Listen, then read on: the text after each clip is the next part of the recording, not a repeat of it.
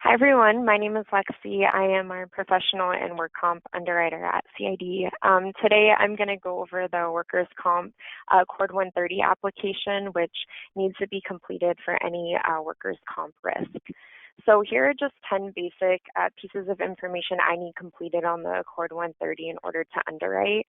So first is the name insured and the entity, the form of business they are. I need to know the name insured. And also this should match with how they're filed with the state. So make sure that that is identical to how they're filed. Also, the FEIN number, which is the Federal Employer Identification Number, this is how all our carriers track their submissions. So I have to have the FEIN number completed. That's how I tell if a market is blocked already or submitted by another agent. And then the location address, of course, this has to be the physical location of the business. The insured contact information, this is actually a lot of times overlooked, but I need to know the insured contact information that includes their first and last name, their phone number, and also their email address. And that's just because nowadays everything is electronic instead of being physically mailed, so carriers need this on file. And then ownership information, I need the name of the owners, the percentage of ownership, and also if they are being included or excluded from coverage. So for example, if you have a corporation and you're putting 3 different owners, then you'll split the percentage between them. And then payroll classification, so this is basically how are the employees being classified. You would list the number of full-time, part-time employees, and then you would also provide their estimated annual payroll per class code if there are multiple classes being listed. And then the detailed description of operations. This is just a good understanding of the business. What are their operations? What are the duties of the employees? What are they performing day to day? And then the prior carrier information. So this, of course, is if they have prior coverage, I have to know their claims history. This also would be a really great place to provide a target premium, just so I know what we need to aim for to secure the bind.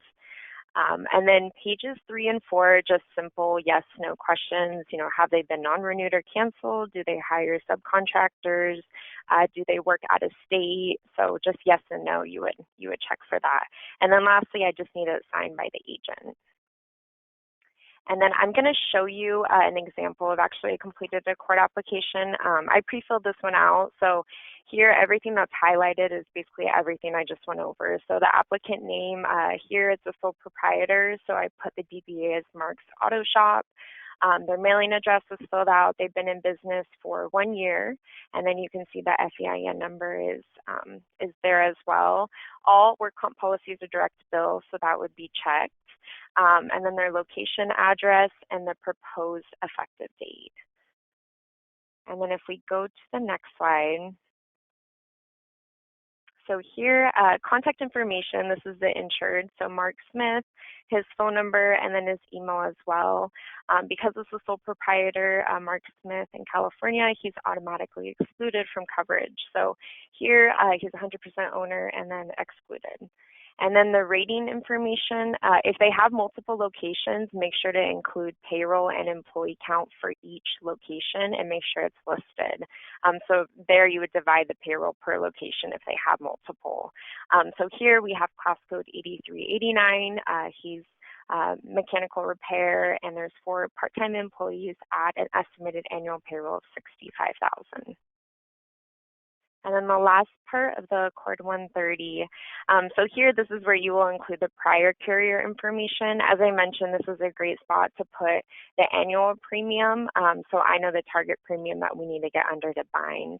And then the description of operations. Here it can be brief, but make sure to include information that would be useful for me to underwrite. So for example, years of experience, loss information, and their business operation, of course. And then, as I mentioned, I didn't put a copy of page 3 and 4, but they're just a simple yes and no questions that have to be completed. So this is how you complete a workers' comp Accord 130 application. Everything that was highlighted is what I need to quote.